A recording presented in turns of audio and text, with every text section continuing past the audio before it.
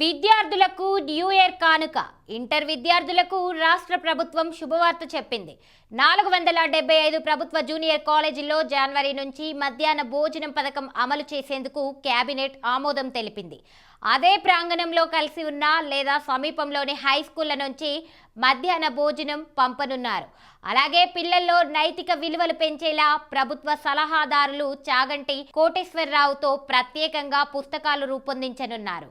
Intermediate కాలేజీల్లో YCP ప్రభుత్వం రద్దు చేసిన మధ్యాహ్న భోజన పథకాన్ని కూటమి ప్రభుత్వం మళ్లీ ప్రారంభించనుంది. జనవరి 1 నుంచి ఇంటర్ విద్యార్థుల కోసం డొక్కా సీతమ్మ మధ్యాహ్న భోజన పథకాన్ని ప్రవేశపెట్టేందుకు సిద్ధమైంది. దీనికి సంబంధించిన ప్రతిపాదికను నేడు మంత్రి మండలి సమావేశం ముందుకు రానున్నాయి. ఇప్పటికే పథకం పునరుద్ధరణకు ఇంటర్ విద్యాశాఖ చర్యలు ప్రారంభించింది. రాష్ట్రంలోని 475 ప్రభుత్వ జూనియర్ కాలేజీలున్నాయని, వాటిలో 300 కాలేజీలు ఉన్నత పాఠశాలలు ప్రాంగణాలతో కలిసి ఉన్నాయి. ఆ పాఠశాలల్లోని వంటవారి ద్వారానే విద్యార్థులకు భోజనం అందిస్తారు. మిగిలిన 175 కాలేజీలకు సమీపంలోని పాఠశాలల నుంచి పంపిస్తారు. అందుకు కుక్లను రవాణా ఖర్చులు ఇవ్వనున్నారు.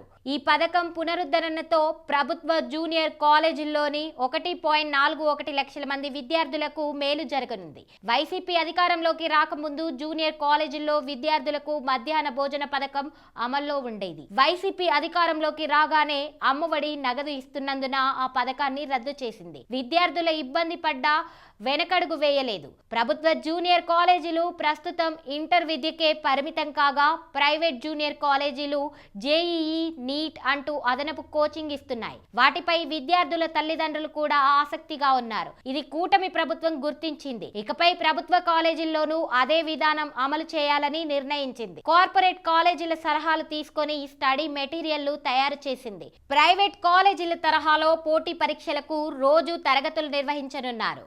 రోజు ఇంటర్ సబ్జెక్టులు బోధిస్తూనే అదనంగా జేఈఈ, నీట్ కి సమయం కేటాయిస్తారు. వచ్చే ఏడాది నుంచి సవరించిన కర్క్యులం అమల్లోకి వచ్చాక మిగిలే సమయాన్ని కొత్తగా రూపొందించిన పోటీ పరీక్షల మెటీరియల్స్ బోధనకు కేటాయిస్తారు.